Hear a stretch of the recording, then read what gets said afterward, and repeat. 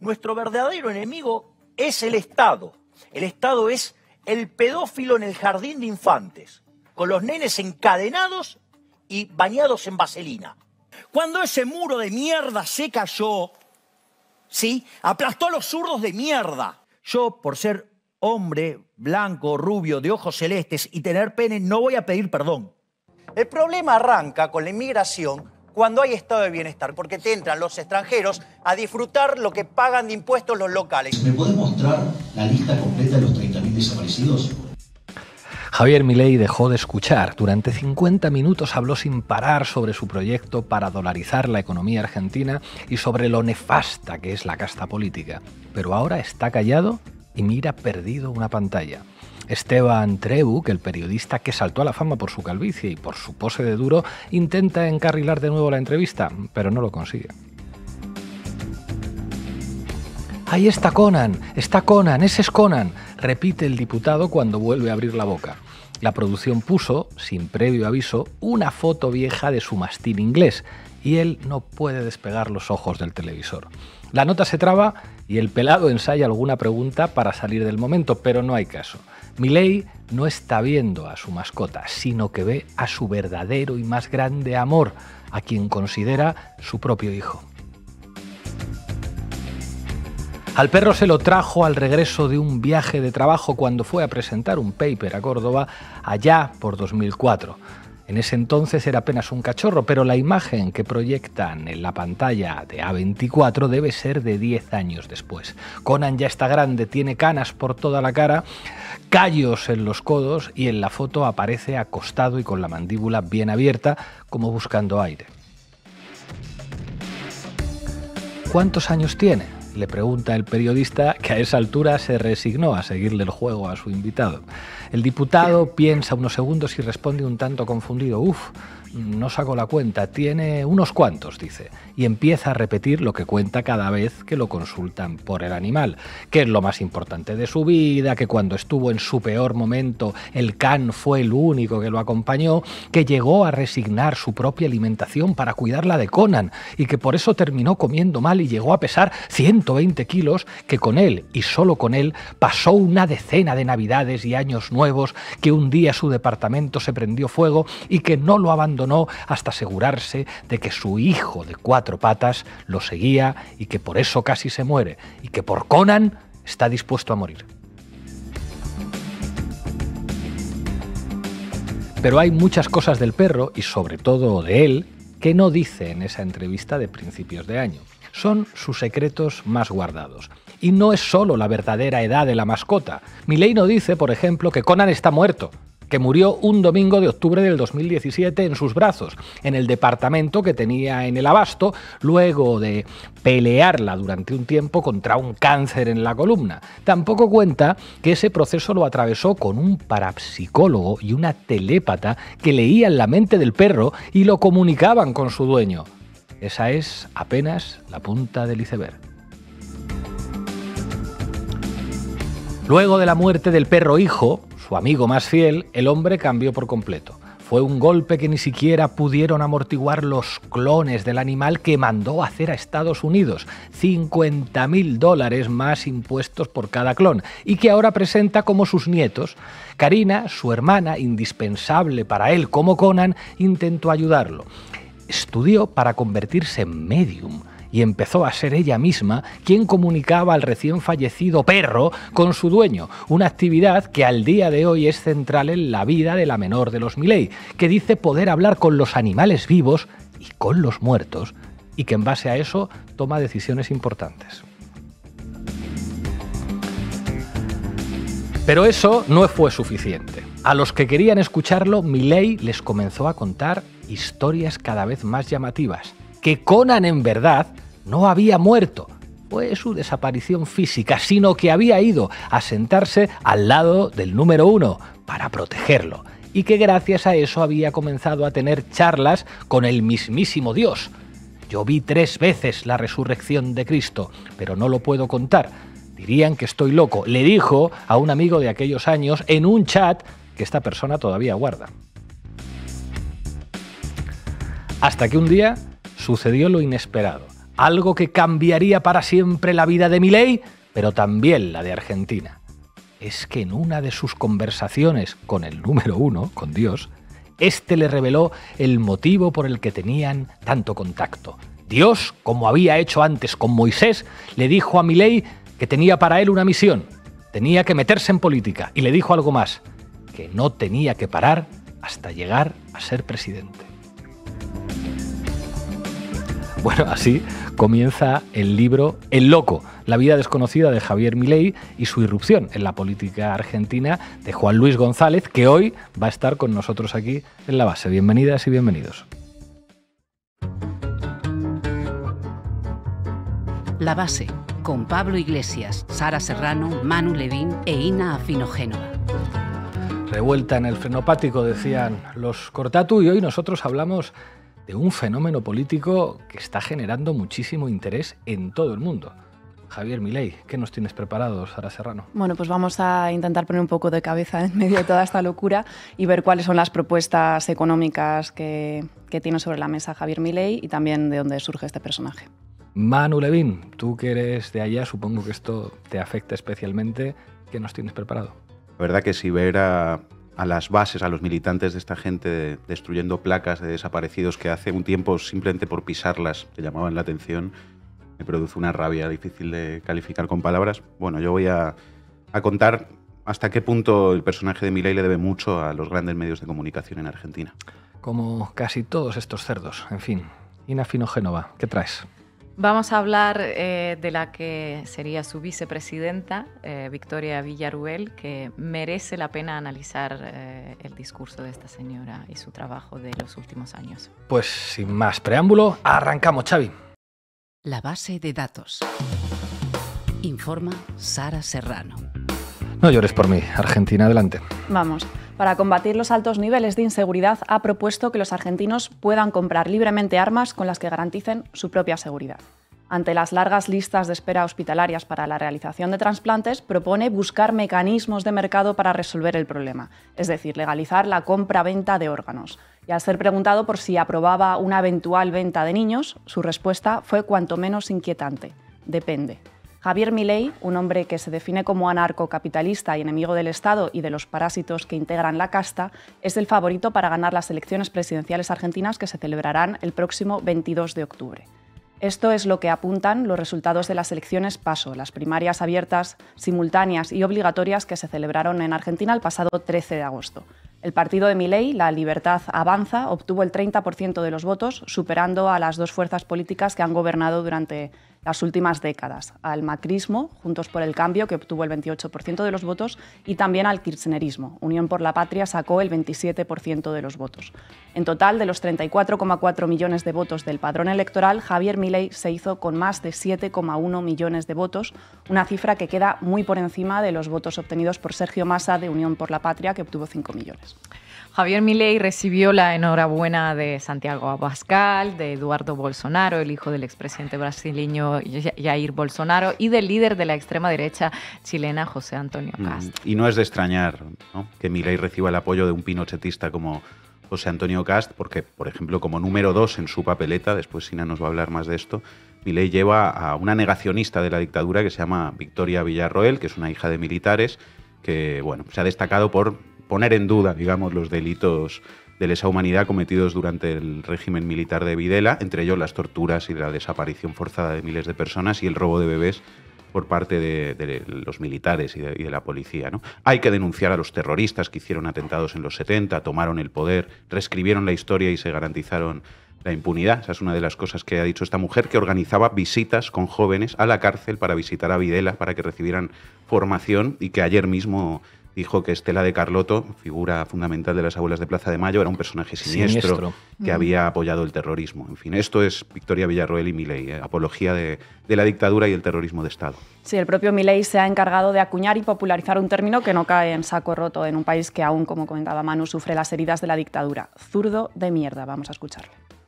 Al zurdo de mierda no le podés dar ni un milímetro. Pero ¿me podés definir zurdo de mierda? Que no Todos lo los que, entiendo. digamos, los colectivistas, los que ponen, digamos, o sea, esa idea... A ver, ¿Por qué le pones de mierda, digamos? Porque son una mierda. O sea, vos mezclás- no, pero eso- es que eso si es pensás, pero no, pero digo, si eso es pensás distinto te van a aniquilar. Ese es el punto. Es decir, vos al zurdo no le podés dar 1 milímetro, porque le das 1 milímetro y lo toma para destrozarte. Es decir, vos no podés negociar con el zurdo. No se negocia. No se negocia con esa mierda, no se negocia porque te van a llevar puesto. Tenemos que hacer un programa que se llame Zurdos de Mierda. Yo creo que es necesario, ¿verdad? En fin, Javier Milei es economista por una universidad de no mucho prestigio en Argentina, pero economista al fin y al cabo. No tiene propuestas, digamos, serias, más allá de la venta de armas, la venta de órganos o vender niños. Bueno, vamos a verlo. Hacemos un repaso de sus principales propuestas de campaña. Propuesta número 1, dinamitar el Banco Central. Esta es la medida estrella de Milei para controlar una inflación que a día de hoy supera el 100%. Vamos a escucharle. Bien. Pero hacer volar el Banco Central, ¿qué significa? Eliminarlo. ¿Existe algún país desarrollado que no tenga Banco Central? La pregunta es, a ver, ¿cómo fue la historia del Banco Central en Argentina? Argentina tiene Banco Central desde 1935. O sea, antes no tenía. Sí. Tenía caja de argentino roca, ¿no? Con lo cual no había Banco Central acá, sí. ¿Ok? ¿Cuánto era la inflación? 3%. Después tuvimos Banco Central mixto. Sí, bueno, en 1935 no existía el control remoto. Bueno, está bien, pero... No existía la televisión. Pero a ver, el dinero es un invento privado. Cuando el dinero pasó a las manos de los políticos, se convirtió en un mecanismo de estafa. A ver, Argentina no le es gratis tener un Banco Central. Vos cada vez que la tasa de inflación supera el 20%, perdés un... ¿Usted no quiere que se emita más moneda, papel moneda? Exactamente. No, y no quiero que haya más moneda local, porque es la moneda del político argentino. Por ende, no puede valer ni excremento, porque los políticos argentinos no sirven ni para abono. Bueno, como señala el presentador del programa, todos los países del mundo tienen un banco central, algunos incluso más, como es el caso de la Reserva Federal de Estados Unidos. Esta es una forma que tienen, de hecho, los estados de garantizar la soberanía monetaria y ser menos vulnerables a las crisis financieras globales. No quiero que haya más moneda local porque es la moneda del político argentino y por ende no puede valer ni excremento, dice Javier Milei. Bueno, esto conecta con otra de las propuestas clave de Milei, dolarizar la economía argentina. Ya hablamos del país, ya te meto en el día a día, pero te tengo que preguntar de una y de frente mar. Si te toca ser presidente, ¿estás en condiciones de dolarizar la economía? Absolutamente sí. Hoy es factible dolarizar. A este tipo de cambio, ¿sí? A 3.20 vos podrías ya dolarizar. Pero dolarizar, te lo reitero, te hago de nuevo la pregunta. ¿Dolarizar es que fuéramos un cajero y sacaríamos dólares del cajero? Exactamente. Empezaríamos a hacer transacciones en dólares, por ejemplo. Y es absolutamente factible. Ahora me explicás la factibilidad, pero todavía no salgo de mi asombro. Si bien habías deslizado esta idea, te lo pregunto mirándote a los ojos en vivo a la hora que es exactamente 23:45. O sea, si te toca llevar adelante el destino a Argentina, ¿dolarizarías la economía? Absolutamente. Yo dolarizaría y le voy a explicar a los argentinos. Esto terminaría con la estafa que es el peso. O sea, sacás los pesos de circulación. Exactamente. ¿Por qué? Porque vos lo que estás viendo no es que sube el dólar o que suben los precios. Lo que vos estás viendo es que los pesos se derriten como barra de hielo en el desierto del Sahara al pleno mediodía. Bueno, según apuntan diversos economistas, a día de hoy parece que no sería bastante factible aplicar un sistema de dolarización. Sí, bueno, y según ya están reconociendo ellos mismos, porque Milei ya está diciendo que, bueno, que para el segundo mandato lo de la dolarización y no sé qué, ¿no? Y no hay que olvidar que en realidad ya existió algo no muy diferente a esto, que fue el 1 a 1, ¿no? Lo que se llamó el 1 a 1, un peso, un dólar, la convertibilidad que impulsó Menem y su ministro de Economía, Cavallo, que Milei califica como el mejor ministro de Economía de la historia del país. No hay que olvidar nunca eso, que bueno, fue un desastre, ¿no? Como todos y todas sabemos, y condujo al estallido de 2001 y al corralito, que se llamó, ¿no?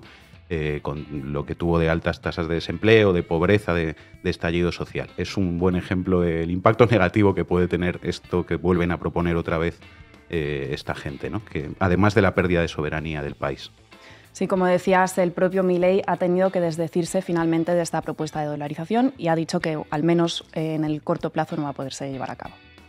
El tema de la dolarización de un día, de vuelta, fue armado por economistas de Juntos por el Cambio para ensuciarnos. Nosotros nunca hablamos de dolarizar en un día. Pero, digamos, como hay economistas que juegan en política, ensucian. Sí. O sea, Entonces, vayan y rastreen. Porque digamos dicen que en un día es imposible. Bueno, pero de hecho, digo, son economistas de Juntos por el Cambio que dicen esas cosas para ensuciarnos. Porque nosotros nunca dijimos que se pudiera aplicar de un día para el otro. Exacto. ¿Lo tiene identificado? Sí, claro que los tengo identificados. Y algunos sacan chapa de liberales, vamos. En fin, te está creciendo la nariz, Pinocho. Hay que ver qué recogida de cable.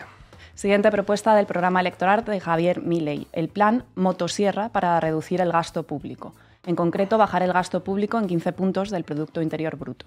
Según los últimos datos disponibles, el gasto público consolidado nacional representó el 24% del PIB, del cual el 16% se correspondía con el gasto social. Una cifra que, por cierto, queda bastante alejada del gasto público de otras economías, como la alemana, la italiana o la francesa, todas ellas por encima del 30% del PIB en gasto público. Esta vez el ajuste lo tiene que pagar la política. Y hay que tocar en las partidas donde roban los políticos. Por ejemplo, cortar la obra pública, porque todo lo que hacen con obra pública es un robo descarado, es un monumento a la corrupción. Hablo de cortar las transferencias discrecionales a la provincia. Quita directamente que el presidente le tira a las provincias donde hay curro enorme. Hablo, ¿me entendés?, de terminar con la joda de los subsidios. Porque los subsidios, Bastián decía que pasaba por las porosas manos de los políticos. Mientras que la reciben de un lado, llegan al otro y en el medio se caen cosas. Un peaje, claro. Bueno, exacto. Entonces, vos tenés para cortar muchísimas cosas. Pero negociar sabido siempre. Pero bueno, hay que terminar con vida. esto. ¿El plan motosierra? Será porque le vamos a pasar la motosierra al gasto público. Tiemblen, políticos, sigan mintiéndole a la gente, manga de delincuentes, ladrones. No les gusta nuestro plan porque de ahí ustedes no pueden morder, se van a quedar sin robar, van a tener que laburar como personas honestas. Bueno, la propuesta de recortar el gasto público de Milei pasa por eliminar subsidios económicos, como los que hay a la luz, el gas o el transporte, acabar con la cobertura de medicamentos, terminar con la obra pública, eliminar la promoción económica de las provincias, arancelar las universidades públicas y privatizar las pocas empresas públicas que siguen quedando, ¿no? Todos recortes que afectarían, lógicamente, a millones de personas. Bueno, por último, otra propuesta clave de Milei es bajar los impuestos. Milei fue así de contundente. Para diputados se impulsa una suba de impuestos. Es como que alguien que te representa a vos en lo laboral fuera a hablar con tu jefe y le pida que te baje el sueldo. Entonces, lo que yo sí puedo dar testimonio, ¿sí?, es que yo jamás en mi vida voy a ir por una suba de impuestos. Yo prefiero cortarme un brazo antes de subir los impuestos. Prefiero cortarme un brazo a subir los impuestos. La realidad es que Argentina no está entre los países de Latinoamérica con mayor presión fiscal. Según los últimos datos disponibles de la OCDE correspondientes a 2021, la presión fiscal en Argentina se sitúa en el 28,6% del PIB, muy por debajo de la que tienen otros países como Brasil, con el 33,1%, o Uruguay, con el 29%. Y esto sin tener en cuenta que los países latinoamericanos tienen menos impuestos progresivos que las economías europeas, que cuentan con impuestos sobre la renta o el patrimonio. Milei está, sobre todo, en contra de este tipo de impuestos más progresivos que recaen sobre las rentas más altas. Recordemos que Milei y su bancada se posicionó firmemente en contra de la propuesta del aporte extraordinario de las grandes fortunas, un impuesto que afectaba a las rentas más altas. Resumiendo, acabar con el Banco Central, dolarizar la economía, recortar gasto público, bajar los impuestos. Estas son las geniales propuestas electorales de Javier Milei. ¿Y cuál es el grado de aceptación que tienen estas medidas entre los argentinos, Sara? Bueno, pues hay encuestas muy interesantes sobre esto. Un estudio de la consultora Zuan Córdoba y Asociados, realizado en abril a nivel nacional, revela que apenas el 24% de los argentinos apoya la propuesta de privatizar YPF o Aerolíneas Argentinas. La eliminación de los subsidios a las tarifas de energía la apoya otro 25%, la dolarización de la economía un 30% y su propuesta de compra de armas apenas un 16%. Es decir, la inmensa mayoría de los argentinos estaría en desacuerdo con las medidas que promueve. Aquí cabe preguntarse si el voto a Milei expresa o no una adhesión ideológica a sus propuestas. ¿Qué opinas, Sara? Bueno, hay una encuesta de Sinopsis que revela que apenas un 40% de sus votantes lo harán por adhesión ideológica. Un 32% le votaría porque considera que Milei dice lo que hay que decirles a los políticos y otro 18% porque representa una novedad. La verdad es que esto es muy interesante. La fortaleza de Milei radica en que está ocupando básicamente un espacio anti-establishment, no es como las ultraderecha que conocemos aquí en España. Bueno, para terminar, quería recomendar a los seguidores de La Base que busquen el programa que nuestros compañeros de Siempre Soy, con Daniel Toñetti a la cabeza, han dedicado a analizar el fenómeno político de Milei, porque es muy interesante. Lo pueden encontrar en el canal de YouTube de Canal Red. Muchas gracias, compañera, y no dejen de ver ese programa de Toñetti. No somos negacionistas ni de la situación económica, no somos negacionistas del cambio climático, no somos negacionistas de la dictadura que vivió esta patria, no somos negacionistas, negacionistas son otros, los que hablan de libertad. Negacionistas son los que hablan de libertad. No está mal la reflexión de Alberto Fernández. Manu Levín, adelante. Vamos, Xavi. Titulares al banquillo. El análisis mediático de Manu Levín. Bueno, Milei no tiene ni un solo gobernador en ninguna provincia, no tiene de momento congresistas, no tiene senadores, no tiene un aparato partidario tampoco, digamos, pero Milei sí que ha tenido muchos minutos, horas y horas en televisión, en los principales programas de la televisión argentina. De hecho, el personaje Javier Milei es, ante todo, un producto mediático y también, quizá más importante todavía, ojo, un producto mediático digital de las redes sociales y en especial de TikTok, donde es el número 1, muy por delante de cualquier otro líder político argentino y donde ha llegado con sus mensajes a más de 300 millones de usuarios únicos desde que abrió su cuenta. La mayoría de ellos gente muy, muy joven, adolescentes, los pubertarios, como se llama ahora en Argentina irónicamente a esos adolescentes seguidores de Milei, en vez de libertarios, ¿no? Que es como se autodenominan ellos. Milei es básicamente un discurso, nada más que eso. Un discurso que desde los medios de comunicación y las redes ha conectado con un estado de ánimo y un momento emocional de una sociedad argentina a la que realmente no representa, creo yo. De hecho, él mismo es consciente y dice públicamente que algunos grandes medios argentinos son los padres de la criatura. Efectivamente. De hecho, al día siguiente de su victoria electoral en las primarias, Milei va a un programa, un estudio invitado por uno de los principales rostros mediáticos del país, Alejandro Fantino, de América TV, y le dice esto. Te quiero agradecer, Javi. Que en serio, me sorprendió, no lo esperaba. ¿Cómo andás, loco? Felicitaciones. Bien, gracias. A ver, yo algo que te dije ayer es... A mí me emociona. Dije, si yo tenía que ir a un lugar mañana, después de este resultado, iría a 2 lugares. Uno con un amigo que está en el cielo y otro con vos, que son los que verdaderamente, digo, son los padres de la criatura, por decirlo de alguna manera. Es decir, si hoy estuviera Mauro vivo, iría a verlo y obviamente, dado el privilegio que tengo de poder interactuar contigo, digamos, es que vine acá. Porque, ahora, digo, vos te jugaste con un número, vos me diste lugar, vos sos el que anticipó el apagón mediático y yo creo que eso no solo que alertó a los leones que ya habían despertado, sino que creo que fue fundamental en despertar más leones. Así es que el agradecido soy yo, porque además vos sos el que me puso en primera. Cristalino. Milei se refería ahí a 2 de los rostros mediáticos que más aire, oxígeno le han dado en los últimos años. El propio Alejandro Fantino y también a Mauro Viale, otro rostro de América TV, fallecido en 2021. Vos sos el padre de la criatura, es decir, sois mi padre como fenómeno político. Vos me diste espacio, vos me pusiste en primera. Lo tiene clarísimo Milei respecto a quiénes son los verdaderos dueños de la política. Lo tiene muy claro. Vamos a escuchar un momento más de este mismo programa. Y bueno, iba los domingos al programa de Mauro.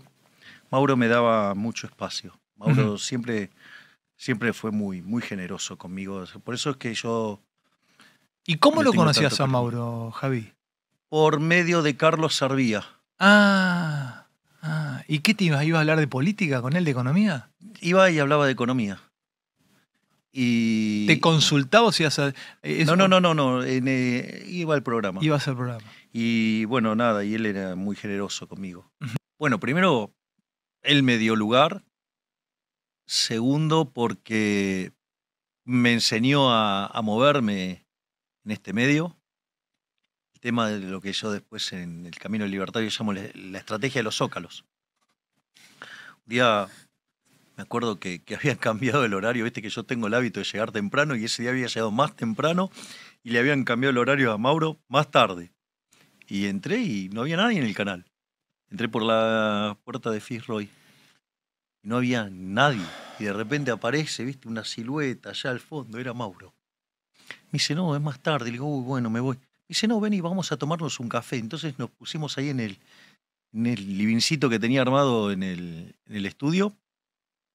Y él me dijo que esto era como un round de box. O sea, que en el primer vos tenías que... Y me dijo lo mismo, boludo, boxea, claro. Me dijo, vos tenés 3 minutos para contar una idea. Me dice, pero en el primer minuto tenés que meter una piña de knockout. Y ahí si al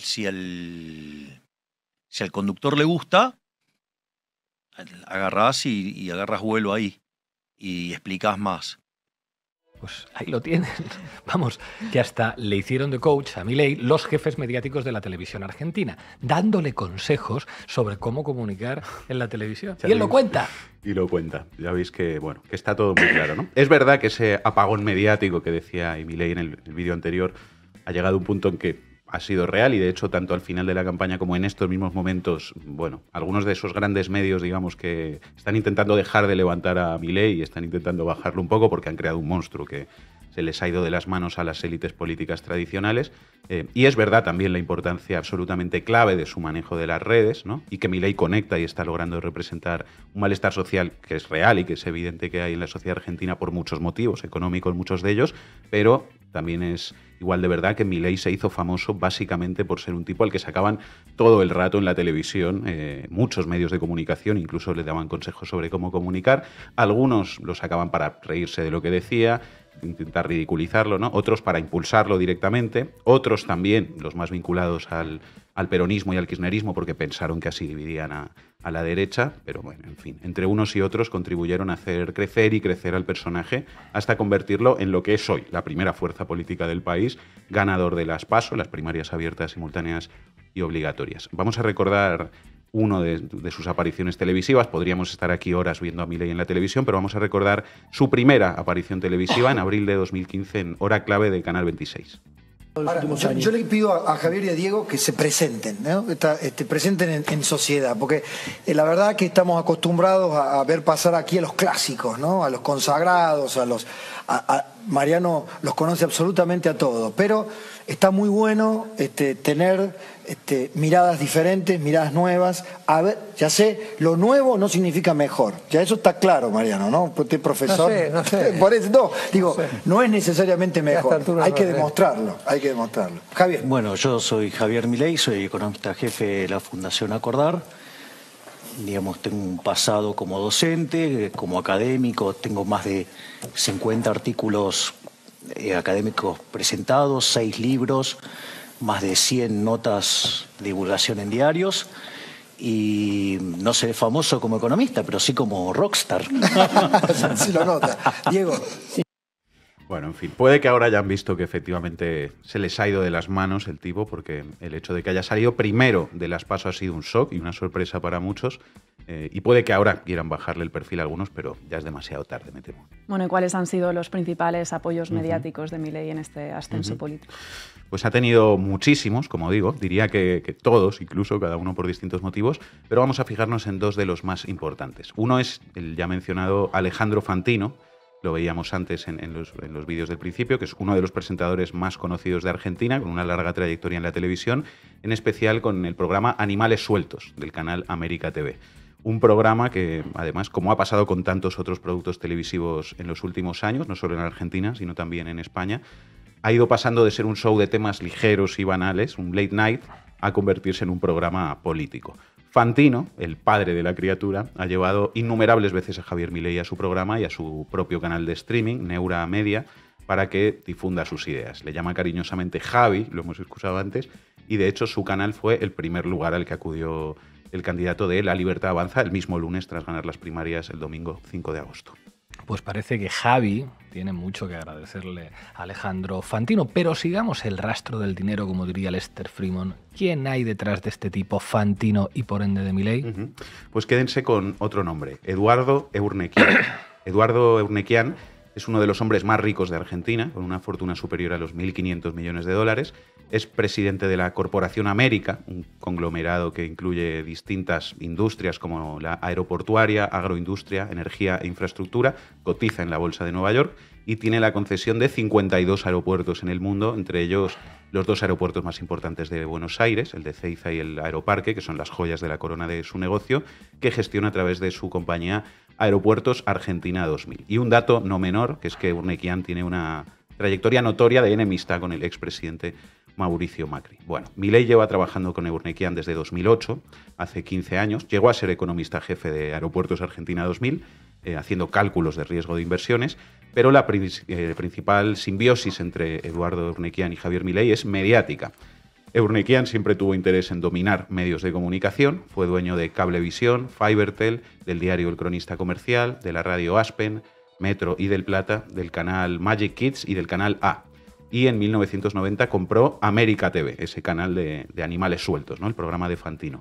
Después fue vendiendo la mayoría de las acciones, pero sigue controlando más de un 17%, lo que le da derecho a poner a 2 personas en su dirección y a influir en los programas que emite el canal. Muchos de estos datos los cuenta precisamente José Luis González, el autor de la biografía de Milei al que vamos a entrevistar hoy, en un artículo en el diario.ar que se titula «Cómo Eurnequian ayudó a Milei a entrar en la política y los medios». Un ex empleado de Corporación América que trabajó mucho tiempo en la empresa de Eurnequian, en su círculo más reducido, le contó a González que en 2017, cuando él ya no trabajaba con Eduardo Eurnequian, recibió una llamada. Decía, me llamaron de parte de Eduardo, de Eurnequian. La idea era instalar a un economista que laburaba para él, que me decían que era medio excéntrico. En los medios amigos. Había bastante guita. El trabajo consistía en abrirle puertas mediáticas, presentarle a periodistas y presentadores, asesorarlo y directamente comprarle minutos de televisión en prime time. Y otros testimonios que cita José Luis González apuntan a que Eurnequian también llamó directamente a Daniel Haddad para pedirle que le diera espacio a Milei, ¿no? Efectivamente, Daniel Haddad es el fundador de otro medio de comunicación muy importante, Infobae, y es amigo de Eduardo Eurnequian, cuyo sobrino Tomás Eurnequian controla además el 20% de Infobae América. Ya veis que todo queda en familia. Además, José Luis González se pregunta también, entre otras cosas, por qué el Willow Bank, el banco digital de Eurnequian, compraba todo el tiempo y a decenas entradas para las obras de teatro que hacía Milei. Cualquiera diría que era una forma de financiarle directamente, ¿no? Y se pregunta también por qué, a día de hoy, Milei sigue teniendo el mismo teléfono y el mismo número que le dio la Corporación América de Eurnequian. Después le podremos preguntar algunas de estas cosas al propio José Luis González. Pues queda bastante claro que aunque achacar el fenómeno Milei únicamente a su espacio mediático y no buscar ninguna causa en la propia sociedad sería un error, el que podría ser el próximo presidente de Argentina le debe muchísimo, muchísimo a los poderes mediáticos. Milei ha demostrado una vez más que estamos en una época diferente y que se puede ganar una elección sin aparato partidario gracias a la presencia mediática y también al dominio de la comunicación digital. Milei es ante todo un discurso que conecta con elementos que son reales en la sociedad argentina, pero ojo, un discurso. Tendrán que derrotarlo en las urnas, sí, y de no ser posible, tendrán que derrotarlo en la calle. Gracias, Manu. ¿Dónde pone el golpe? ¿En qué lugar lo pone la historia? ¿Cómo lo califica? Creo que la situación en ese momento realmente era muy difícil, existían muchísimos atentados por día y sin justificar esta situación, la realidad es que los atentados terroristas a partir de ese momento comenzaron a decrecer y la población comenzó a estar más protegida. Adelante, compañera. Vamos con ello. ¿Para qué me invitan? El análisis internacional de Ina Afino-Génova. La libertad avanza a pasos agigantados, pero en una dirección en la que se relativizan los crímenes de lesa humanidad y se reivindica a los genocidas. Quizá no directamente, sin calzador, pero sí con sutileza, con formulaciones difusas, con paciencia y perseverancia. Una de las soldados más firmes en este frente revisionista, negacionista del periodo que se conoce como el proceso de la reorganización nacional, la dictadura militar, es la número 2 de Javier Milei, Victoria Victoria Villarroel. Si Javier Milei gana las elecciones, Victoria Villarroel estará a cargo de las áreas de seguridad y defensa de la Argentina. Va a ser la que nombre a ministros o responsables de esas carteras y la que defina sus políticas. Hablamos mucho de Javier Milei y de sus disparatadas y peligrosas propuestas, pero no nos fijamos tanto en el personaje de Victoria Villarroel. Y vaya, aquello es un erial en lo que a ideas progresistas se refiere. De hecho, justo hace 2 días Villarroel organizó un acto en homenaje a las víctimas del terrorismo, pero no del terrorismo de Estado, se podrán imaginar, sino de la lucha revolucionaria de las organizaciones políticas armadas de aquella época, las guerrillas que luchaban contra la dictadura, como los Montoneros, principal guerrilla peronista, y el ERP, el Ejército Revolucionario del Pueblo, principal guerrilla marxista. Dijo durante el acto que la Argentina vive en un relato eterno construido en torno a la década de los 70 y que todo el pueblo fue agredido principalmente por montoneros. La participación en ese acto es tan solo un hito más en su larga militancia contra el consenso que existe en la sociedad argentina en torno a la violencia del Estado durante la dictadura militar y los delitos de lesa humanidad. Primero, un par de datos biográficos curiosos. El padre de Villarroel, sorprendentemente y contra todo pronóstico, fue militar y confesó haber intervenido en la lucha contra la subversión en la década de los 70. Su abuelo, para más sorpresa, también fue militar de la Armada y su tío estuvo a cargo del centro de detención clandestina El Vesubio. De hecho, lo detuvieron en 2015 para llevarlo a juicio, pero posteriormente lo declararon incapaz por cuestiones de salud. Y aquí un paréntesis. Ninguna persona es responsable de lo que hicieran o dejaran de hacer sus padres, madres, tíos o familiares. Puede tener valores diferentes. Victoria Villarroel parece, al menos en el plano discursivo, tenerlos. No le vas a pillar negando de plano los crímenes de la dictadura, de hecho. No va a decirte que las torturas, los robos de bebés o los asesinatos extrajudiciales no existieron. Lo que sí está instalando, poquito a poco, es una agenda mucho más sutil, definida como la verdad completa, la historia completa. Si empiezas a analizarlo, te das cuenta que lo que se esconde detrás es algo bastante siniestro, algo que se asemeja peligrosamente a la teoría de los 2 demonios y un combate por la impunidad de los genocidas. Explícanos eso de la memoria completa. ¿En qué momento surge? ¿Quién le da alas? ¿Qué es lo que busca esto? Cuando se acabó la dictadura en Argentina, surgieron toda una serie de organizaciones de exmilitares, de familiares de militares o de policías fallecidos como resultado de atentados de las organizaciones armadas. Fueron muchas. La revista Crisis tiene varios materiales donde esos grupos están bien mapeados. Una de ellas fue la Asociación Unidad Argentina, creada en los años 90 por un general detenido posteriormente por el asesinato de 2 militantes. La AUNAR, como se abreviaba la organización, tenía posturas directamente afines a la cúpula militar. Los objetivos, tanto de la AUNAR como de otros grupos similares, según la revista Crisis, variaban dependiendo de la época. Que los exmilitares no fueran juzgados, que los integrantes de las organizaciones revolucionarias sí lo fueran, que las prisiones preventivas se cumpliesen en casa y no en la cárcel. Es decir, impunidad y desviar la atención hacia lugares alejados del terrorismo de Estado. En 2006, de la Asociación Unidad Argentina sale un hermano menor, el Centro de Estudios Legales sobre el Terrorismo y sus Víctimas, y lo funda ¿quién? Pues Victoria Villarroel. Ese centro tiene personalidad jurídica, funciona como una ONG y desde hace años, pasito a pasito, va elaborando argumentos contra las políticas de memoria, verdad y justicia. El mero nombre confunde. Centro de Estudios sobre el Terrorismo y sus Víctimas. ¿Quién va a discutir que se investiguen casos de terrorismo y que se reivindique y homenajee a los muertos como consecuencia del mismo, verdad?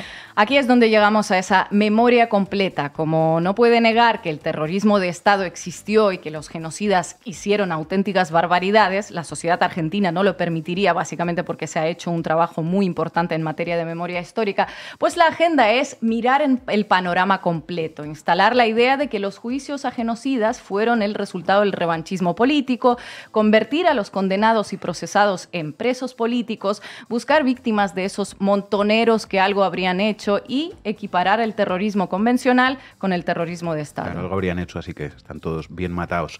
Para abrir esa caja de Pandora, ¿no? Intentar darle la vuelta al consenso que se ha conquistado en Argentina sobre el nunca más y sobre el terrorismo de Estado, pues esta mujer produjo un sinfín de contenidos, recorrió los platos de televisión, dio un montón de charlas y escribió 2 libros incluso. En 2014 publicó el libro titulado Los otros muertos, las víctimas civiles del terrorismo guerrillero de los 70, en coautoría con Carlos Manfroni. Entre los dos atribuyen a la guerrilla argentina unas 1.100 víctimas mortales de atentados. La metodología del cálculo no queda del todo clara. Dijeron que lograron establecer esa cifra luego de repasar 16.000 noticias publicadas en aquella época. Ese libro lo publicó una de las editoriales más importantes del país, Sudamericana, que en aquel momento dirigía Pablo Abelluto, que posteriormente se convirtió en ministro de Cultura en el gobierno de Macri, antes de que Macri se cargara ese ministerio. Vaya, vaya, es decir, el empujoncito a la memoria completa se lo da a alguien muy cercano al macrismo, algo que tampoco nadie podía haber imaginado, ¿verdad? Los otros muertos la catapultaron a Villarruel a las tertulias televisivas en las que pasó horas hablando de la memoria completa, y en 2016, junto con los integrantes de su ONG, Villarruel se reunió en el antiguo Centro de Detención Clandestino ESMA, convertido ahora en el Museo de Memoria Histórica, con el entonces secretario de Derechos Humanos, Claudio Abreu. Los miembros de su centro definieron ese encuentro como un punto de inflexión y un cambio de paradigma, según la revista Crisis. Es decir, el macrismo auspició una ola reaccionaria cuyos principales integrantes y beneficiarios podrían estar en unos meses otra vez en la Casa Rosada. Más allá de ese esmero en lograr que las víctimas de los criminales aupados por el Estado fuesen equiparadas con las de la guerrilla, Victoria Villarruel visitó a genocidas en cárceles, como ya mencionó Manu, Jorge Rafael Videla incluido. También fue señalada por visitar a condenados por delitos de lesa humanidad. Hace poco, la abogada querellante en juicios de lesa humanidad, Guadalupe Godoy, reveló que en la libreta del genocida Miguel Echecolats, condenado a perpetua, aparecía el nombre y el contacto de Victoria Villarruel. Y los genocidas, bueno, también necesitan a alguien que les defienda, ¿no?, judicialmente, y Victoria Villarruel, de hecho, es abogada. La habilidad de Villarruel consiste básicamente en erigirse en portavoz de víctimas civiles, en exigir sus derechos humanos, pedir un reconocimiento, y nadie va a negarle solidaridad a los muertos como resultado de atentados de la guerrilla, como ya habíamos dicho aquí. Todo eso suena muy noble y así, sin más, no cabe duda de que lo es. Lo que pasa es que en este caso pareciera que esa asociación, la propia Villarruel y sus afiliados estuviesen instrumentalizando a esos muertos, escudándose en los derechos humanos con unos objetivos muy espurios, porque al final, sutilmente, te llevan a la idea de que el Estado genocida en realidad no lo hizo tan mal porque luchó contra la subversión, quizá hubo algún que otro exceso, pero bueno, algo habrían hecho los otros. Queremos saber la historia completa. Así se relativiza el terrorismo de Estado, se pone a la misma altura que el crimen de un particular o un grupo de particulares, se reivindican los genocidas y todo en nombre de la libertad, claro. Libertad para equiparar a las víctimas de un aparataje estatal represor clandestino que funcionó durante años con las víctimas de guerrilleros que buscaban acabar con él, y para equiparar a los crímenes de un Estado represor con los grupos armados. Libertad para genocidas. Esa es la libertad que está avanzando con esta gente. Gracias, Ina. Lamentablemente tengo una hija en el cementerio y un nietito que ya tiene 8 años, que no sé quién lo está criando, y que se lo quitaron a mi hija a las 5 horas de haber nacido en un campo de concentración donde lo tuvo con esposas y encapuchada. 2 meses después la sacaron para asesinarla en un camino, me la entregaron, totalmente destrozada, yo no la pude ver. A esta mujer es a la que Milei llama siniestra. ¿Se imaginan que un político en España se refiriera así a una víctima del terrorismo de ETA? Pues eso es lo que está haciendo este candidato. En fin, hoy contamos con Juan Luis González, autor de Loco, la vida desconocida de Javier Milei y su irrupción en la política argentina, un libro que les recomendamos leer. Juan Luis, muchísimas gracias por atender a La Base. Pablo, buenas, ¿cómo te va? Gracias a ustedes por la llamada. Me gustó cómo leíste el prólogo en el arranque. Gracias. A ver si se lee mucho el libro aquí, porque yo creo que es importante. Cuéntanos, ¿cuáles son, a tu juicio, las razones de que Milei pase de ser un fenómeno mediático a ser un fenómeno electoral tan impresionante? Bueno, son varias. Yo en el libro le dedico un capítulo entero a intentar entender el fenómeno. De muy corto plazo te diría que son 2. Una, yo la noto mucho hablando con los militantes de Milei, con los que votaron a Milei, que es el hecho de que Milei es nuevo. Puede parecer una pavada, de hecho si lo rascamos vamos a ver que no hay nada nuevo en Milei, pero el hecho de que sea una cara nueva en un momento tan complicado y dramático de Argentina mueve un poco el amperímetro. Y otro que en el contexto de la oferta electoral, que las otras dos grandes coaliciones no tienen una gran oferta electoral. Patricia Bullrich, para lo que es el PRO, digo, no tiene nada que ver con la idea esta de cuando nació el PRO, que se pensaba como la socialdemocracia europea. Barack Obama, Bullrich, bueno, viene del peronismo, de hecho, o sea, poco que ver. Y Massa, no solo por el hecho que también pasó por unos cuantos partidos, el que es candidato al gobierno, sino por la condición de ser ministro de Economía en una economía muy compleja, hacen que Milei parezca o monopolice la expectativa de un futuro mejor. Hay una sensación de que además Milei lo trabaja muy bien, de que él viene con su estilo, gritando, y este estilo rockero, también hay algo que conecta ahí en Argentina, un país bastante rockero, y recupera, si se quiere, cierto romanticismo con la política, vende la expectativa de un futuro mejor, tiene un tipo de relato y ofrece soluciones mágicas, que yo creo que no podrían funcionar o no terminarían bien, pero entiendo cómo a alguna gente le puede parecer esperanzador, porque habla de dolarizar los vouchers para educación pública, llevar a cero la obra pública, minimizar el Estado, toda una serie de elementos de soluciones mágicas que arrancarían rápidamente en su gobierno, que entiendo cómo puede generar una expectativa o generar esperanza. Después hay muchos más temas de fondo, ¿no? La pandemia yo creo que aceleró muchos procesos acá en Argentina, el cambio de la tecnología que ayuda a este auge del individualismo, el crecimiento del mercado negro, al que el discurso de Milei se inserta muy bien, esta lógica del individuo al mango y que el Estado no te ayuda sino que te jode, entonces votaba a mí y lo llevo a su mínima expresión. Pero bueno, hay toda una serie de factores, creo que también tiene mucho que ver con la actualidad política en Argentina. ¿Qué tal, Juan Luis? Yo quería preguntarte, a ver si nos podías explicar cuál es el entramado empresarial que sostiene a Milei, es decir, quién pone el dinero para mantener este proyecto político. Bueno, es curioso, ¿no? Porque uno suele asociar a la derecha, si se quiere, con los grandes factores de poder, y Milei, si bien, como contaban muy bien ustedes en el programa, estuvo empujado en los medios y en la política por Eduardo Ornequian, que es la sexta persona más rica de Argentina, o sea, es un empresario muy importante. No tiene a los grandes factores de poder atrás. De hecho, te diría, los grandes factores de poder lo han intentado desestabilizar su candidatura en la época previa a las PASO. Se ha notado mucho como de muchos medios de comunicación alineados, y esto es curioso, con los dos grandes partidos había un intento fuerte de apuntar contra Milei. Te diría que esto tiene que ver por un tema estructural. Muchas de las ideas que propone Milei, ya la obra pública cero, la dolarización, cerrar muchas áreas del Estado, a muchos empresarios no les conviene. De hecho, habría que preguntarse, Ornequian, que es un hombre, el que era jefe de Milei, un hombre que creció como un contratista público, entre otros negocios, parecería tampoco le convendría. Y después también está el tema de que muchos empresarios lo conocen. De hecho, acá yo pongo un parteaguas en esa relación. Lo que fue el foro de Yao Yao en febrero de este año es el foro más exclusivo de jet set local, que estaban Galperín, Ornequian, Elste, bueno, los grandes popes que se van durante 2 o 3 días a este hotel, Yao Yao, en Bariloche, y suelen ir los candidatos presidenciales, y Milei fue y hizo agua profundamente. Y acá, insisto que hay un tema más de la dimensión personal, de que a Milei no hace falta investigarlo 2 años para escribir un libro para darte cuenta de que hay un desequilibrio emocional importante, que cuando alguien lo trata, a los 2 minutos aparece ese desequilibrio. Entonces también hay un tema de que no se lo suele ver como alguien confiable para ejercer la presidencia, sobre todo para estos empresarios, que te diría de que ganó Milei las elecciones, si bien hay algunos coqueteos y algunos tweets que ponen en público, no me daría la sensación de que es el candidato al establishment Milei, que es también parte de lo curioso que es el fenómeno Milei. Si querés ahí la contracara de esto, a Milei lo han votado en Argentina, en las PASO, muchos trabajadores. Esto es curioso, hay una cosa ahí también de fondo, cambiando con lo que es el peronismo y cómo representaba a los trabajadores en otro momento.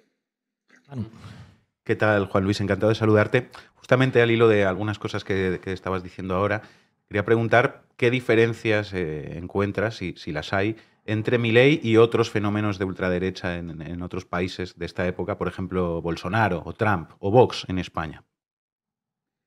Bueno, hay diferencias y similitudes. Es claro que comparten el mismo enemigo, ¿no? El mismo enemigo a nivel retórico, al menos, que es el comunismo. De hecho, uno ve la Carta de Madrid, ustedes la conocen mucho mejor, que Milei y Villarroel firman, y arrancan con estamos luchando contra el comunismo. Entonces, que no es menor, ¿no? En la política muchas veces se construye por los símbolos y por elegir al adversario, ahí lo comparten. Después uno va más al detalle y parece que no.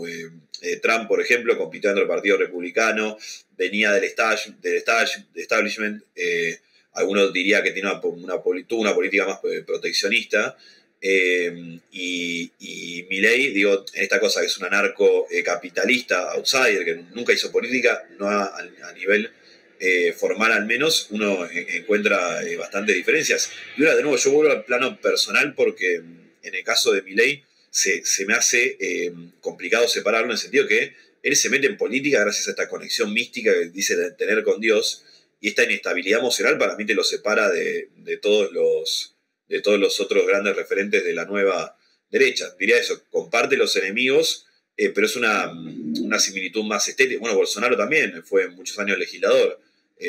Es una similitud, diría, un poco más estética que real, pero bueno, ahí después está la dimensión que le puede poner cada uno. Es verdad que en política los enemigos y todo lo que es el campo de los símbolos es bastante importante. ¿Qué tal, Juan Luis? Gracias por estar aquí. ¿Qué peligro representan los discursos negacionistas de Milei y de Villarruel? Y para mí muchísimo. Hay un fenómeno ahí que es tremendo con la nueva derecha, que es no solo la batalla por el presente y el control del futuro, sino por reescribir el propio pasado. Te hago una pequeña paréntesis personal que es interesante para analizar. A las 2 semanas que salió el libro, Agustín Laje y Nicolás Márquez, capaz lo conocerán, estos grandes referentes de la nueva derecha, hicieron un vivo de 1 hora y media dedicado enteramente a desacreditarme a mí al libro. Y te cuento esto porque en el vivo le hacían decir cosas al libro que literalmente no dice, que no tenía citas, que no tenía entrevistas, no tenía fuentes, que uno agarra el libro y en 5 páginas ya se da cuenta que no es así. Pero tenía un caudal de gente, 10.000 personas en vivo, no necesita el 1.000.000 de reproducciones en YouTube, y se instala como parte de la verdad cuando contrasta, es el discurso, viste, la posverdad al mango. Hay una idea ahí de reescribir la verdad y la historia medio orwelliana, ¿no? Medio Ministerio de la Verdad. Y lo de Villarruel también es así. Es también muy impresionante ver. Perdón que siempre vuelvo a la vida de Milei, yo creo que eso explica muchas cosas. Por ejemplo, Milei pasa de ser un neoliberal clásico en 2003-2004 a un anarcocapitalista cuando conoce al que fue su único amigo que tuvo en su vida, Diego Giacomini, un anarcocapitalista previo, de más trayectoria. A Villarruel la conoce en el 21 y Milei empieza a girar y a profundizar su costado conservador. Yo creo que está siempre relacionado con la vida de un hombre muy solitario que cuando uno le da lugar en la mesa, fíjese lo que lo decía Fantino en esa nota que ustedes pusieron, que le dice: yo vengo acá porque vos me diste lugar cuando nadie me lo daba. Entonces, mismo Milei va profundizando. Él, por ejemplo, estaba a favor del aborto y el matrimonio igualitario, te estoy hablando hace 2 años y medio, no hace 10, y ahora está en contra.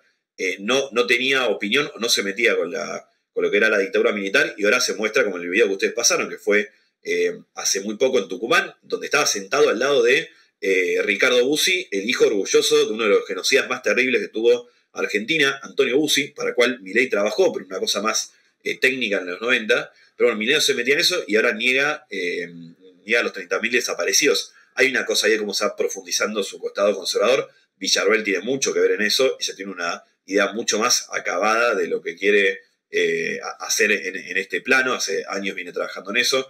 Lo contaban, ella era el nexo de Videla cuando estaba detenido, el dictador más terrible de toda Argentina y quizás de los peores dictadores del mundo, con él afuera.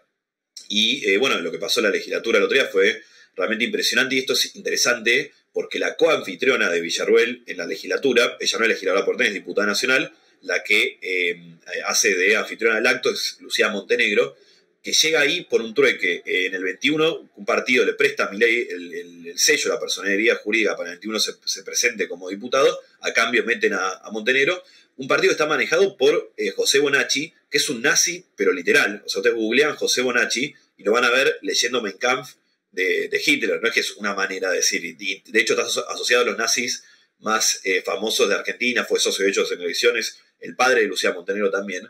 Entonces, fíjate que atrás del discurso libertario de Milei viene la reivindicación abierta de la dictadura militar de la mano de el nexo de Videla cuando estaba detenido y todo el nazismo argentino. Es realmente impresionante. A mí me llama mucho la atención como ejercicio político lo de Milei, que se presenta como lo nuevo cuando está lejos de ser lo nuevo, se presenta como lucha contra la casta cuando está lleno de casta, y dice ser liberal en un partido que tiene nazis y negacionistas.